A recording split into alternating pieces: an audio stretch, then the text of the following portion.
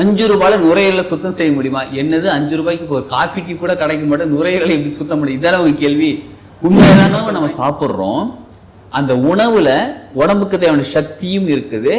அந்த உடம்புக்கு தேவையான சக்தியை ஒரு பொருள் சேர்ந்து உணவாக அடைச்சிக்குது, மூச்சு பிடிச்சிக்குச்சு. இதுக்கெல்லாம் பெரிய காரணம். அப்போ நுரையீரல்ங்கிறது நம்ம உடம்புக்கு காத்துலேருந்து பிராணசக்தி, நம்ம உடம்புக்கு தேவையான சக்தியை காற்று சக்தி பிரித்து எடுத்துக்கிட்டு தேவையில்லாத காற்றை வெளியில் அனுப்பி பாருங்க. அவ்வளோ ரொம்ப முக்கியமான ஒர்க். சுத்தப்படுத்துவோம், பிராணசக்தியை முழுமையாக எடுத்துப்போம், ஆரோக்கியமாக வாழ்வோம், வாழ்க்கையை முழுமையாக சூப்பராக வாழ ஆரம்பிப்போம். 5 ரூபாயில நுரையீரலை சுத்தம் செய்ய முடியுமா? என்னது 5 ரூபாய்க்கு ஒரு காஃபி டீ கூட கிடைக்க மாட்டேன், நுரையீரலை எப்படி சுத்தம் முடியும்? இதான ஒரு கேள்வி. உண்மையதாங்க சொல்கிறேன். இந்த வீடியோ முழுசாக பாருங்கள். உங்கள் நுரையீரல் எவ்வளோ ரொம்ப முக்கியமான நம்ம உடம்புக்கு. நுரையீரல் நமக்கு நல்லபடியாக இருந்தால் என்னெல்லாம் நம்ம வாழ்க்கையில் நடக்கும், சப்போஸ் தெரியலாம் என்னன்றது தெளிவாக தெரிஞ்சுக்கலாம்.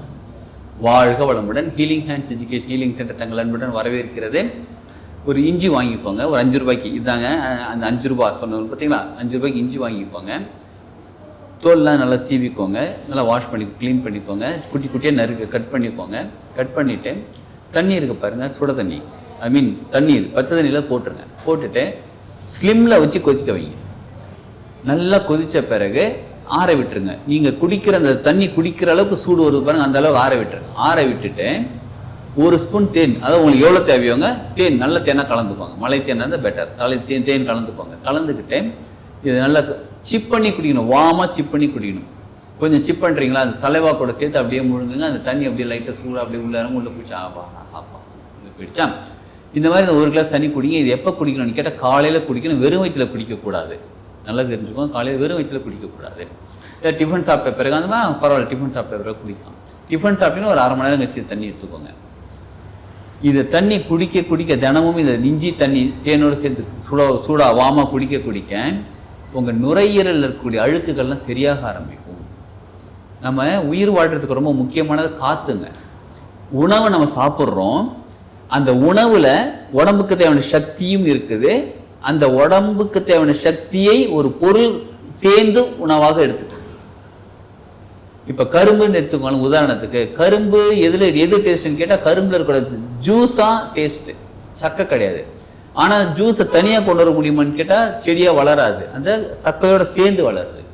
நம்ம என்ன பண்ணுறோம், மிஷினில் போட்டு ஜூஸாக புழிகிறோம். இப்போ ஜூஸை மட்டும் குடிக்கிறோம், சக்கையை தூக்கி வெளில போட்டுறோம். உடம்பும் அதே மாதிரி நம்ம சாப்பிடக்கூடிய உணவுலேருந்து சத்தை மட்டும் உடம்பு பிரித்து எடுத்துட்டு கழிவுகளை வெளியே அனுப்பிடுது, சக்கையை வெளியே அனுப்பிடுது. அதே மாதிரி தான் காற்றுலையும் நம்ம உடம்புக்கு தேவையான பிராணசக்தி தச வாயுக்கள் சொல்கிறா பாருங்க, எல்லா வாயுக்களுமே அதுக்குள்ளே இருக்குது, காற்றுக்குள்ளே இருக்குது. அந்த நுரையீரல் என்ன பண்ணுது, நம்ம உடம்புக்கு தேவையான காற்றை மட்டும் ஃபில்டர் பண்ணிக்கிட்டு தேவையில்லாத காற்றை வெளியில் அனுப்பி விடுகிறது. 2 விஷயம் நடக்கணும். தேவையான காற்றை முழுசாக ஃபில்டர் பண்ணணும், அடுத்தது தேவையில்லாத காற்றை முழுசாக மூச்சு காற்று வழியை வெளியில் அனுப்பணும். சப்போஸ் இந்த நுரையீரல் சரியாக ஃபங்க்ஷன் ஆகலை, தேவையான முழு சக்தியை உடம்பால் அந்த நுரையீரலை ரிசீவ் பண்ணிக்க முடியல காற்றுலேருந்து, இப்போ மூச்சு திணறும்.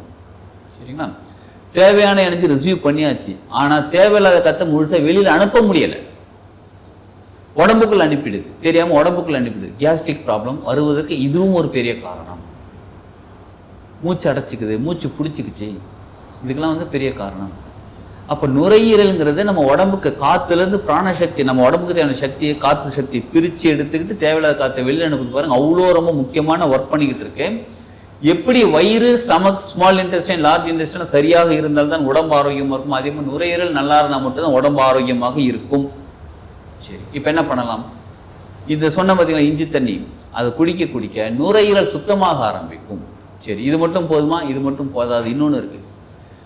நேராக நிமிந்து உட்காந்துக்கோங்க, முதுகு தண்டு கழுத்து தலை 3 நேர்கோட்டில் இருக்கட்டும், உள்ளங்கைகள் மேல் நோக்கி அப்படி வச்சுக்கோங்க. பொறுமையாக நிதானமாக மூச்சை உள்ளே எடுங்க. மூச்சை உள்ளே எடுக்கிறது அடி வயிறு வரலும் போய் இந்த மூலாதார சக்கரம் அந்த வரலும் அப்படியே போயிட்டு அங்கேருந்து அப்படியே மெதுவாக வெளில கொண்டு வாங்க. ஒரு 5 டைம்ஸ் செய்யுங்க. அதுக்கப்புறம் மூச்சை உள்ளே எடுங்க, மெதுவாக உள்ளே எடுங்க, மெதுவாக வெளில விடுங்க. வயிறு வரலும் இந்த தொப்புள் பகுதி வரலும் கொண்டு போங்க.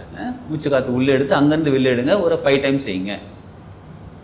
அடுத்தது நெஞ்சு இருக்கு பாருங்க, மூச்சை உள்ளே எடுக்கும்போது நெஞ்சு விரிவடைய வேண்டும்.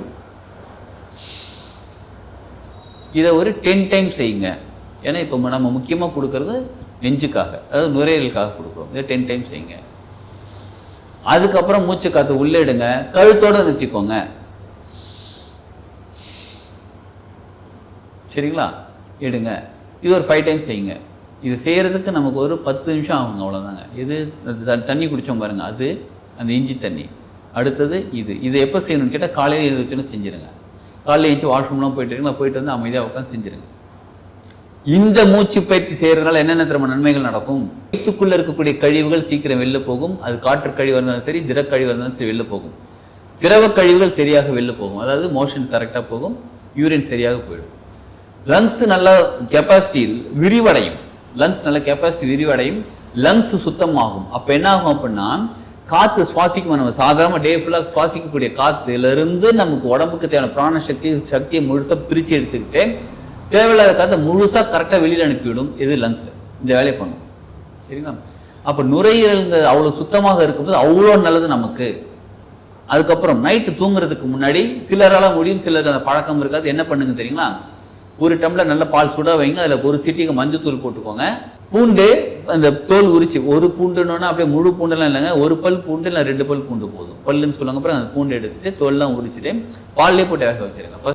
ஃபர்ஸ்ட் என்ன பண்ணுங்க, பால் காய்ச்சிருங்க. பால் காய்ச்சி முடிச்சு எடுத்து வச்சிருங்க. எடுத்துட்டு இப்போ என்ன பண்ணுங்க, மறுபடியும் பால் ஊற்றிட்டு 2 பூண்டு பல் போட்டுட்டு கொஞ்சோண்டு மஞ்சத்தூள் ஒரு சிட்டிக்கை போட்டுட்டு ஸ்லிம்ல வச்சு கொதிக்க வைங்க. அப்போ என்ன ஆகும்னா, அந்த பூண்டில் இருக்கக்கூடிய சக்தியெல்லாம் பாலுக்குள்ளே போய் சேரும். மஞ்சத்தூளும் போட்டிருக்கோமா, கொதிச்சு முடிச்ச பிறகு எடுத்து நம்ம ஃபில்டர்லாம் பண்ணக்கூடாதுங்க, அப்படியே குடிக்கணும். அப்போ இந்த பூண்டு பாருங்க நல்லா மசிஞ்சிருக்கும், நல்லா வெந்திருக்கும். அப்படியே கடிச்சு அப்படியே சாப்பிடலாம். இதையும் செய்யுங்க. இதை செய்யும் போது அடுத்த நாள் காலையில் நம்ம மோஷனும் சீக்கிரம் நல்லா கிளியர் ஆகும், வயிறு நல்லா க்ளீன் ஆகும், ஸ்மூத்தாக இருக்கும் வயிறு. மோஷன் போகிற சிலருக்கு கான்ஸ்டிபேஷன் இருக்கும், ரொம்ப இறுக்கமாக இருக்கும், போக முடியலன்னு சொன்னாங்க, சரியாகும். அது மட்டும் இல்லாமல் நம்ம லங்ஸும் சுத்தமாகும். நைட்டு ஃபுல்லாக தூங்கும்போது வாடா நல்லா பிரீத் எடுத்து. சிலர் திரும்பி படுப்போம், லெஃப்ட்டு ரைட்டு யூ டர்ன் எல்லா டர்னும் போட்டு படுக்கிறோம் பாருங்க. இதனால சில சமயங்களில் லங்ஸில் அப்படியே ஒரு மாதிரி இருக்கும். அப்போ இதெல்லாம் செய்ய இது 3மே தொடர்ந்து செஞ்சுக்கிட்டே வாங்க. லங்ஸ் சுத்தமாகும், மூச்சு காற்று தெளிவாக இருக்கும்.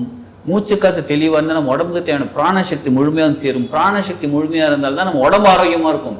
நம்ம என்னதான் உணவு எடுத்துக்கிட்டு நல்லா யோசிப்போம், நல்ல ஹெல்த்தியான ஃபுட் எடுக்கிறேன், வாடா மூச்சு விட முடியலப்பா வாடா அப்படின்னு இருந்தீங்கன்னா எப்படி இருக்கும் உங்களுக்கு? அந்த சக்தி எப்படி உள்ளுக்குள்ளே போய் சேரும்? பிராணசக்தி அவ்வளோ முக்கியமானது. லங்ஸுங்கிறது அவ்வளோ முக்கியமான பார்ட் நம்ம உடம்புல. லங்ஸை சுத்தப்படுத்துவோம், பிராணசக்தியை முழுமையாக எடுத்துப்போம், ஆரோக்கியமாக வாழ்வோம், வாழ்க்கையை முழுமையாக சூப்பராக வாழ ஆரம்பிப்போம். இப்போலேருந்தே செய்யுங்க, பயன்படுத்தி கொள்ளும், வாழ்க்கையில் சூப்பராக வாழலாம். வாழ்க.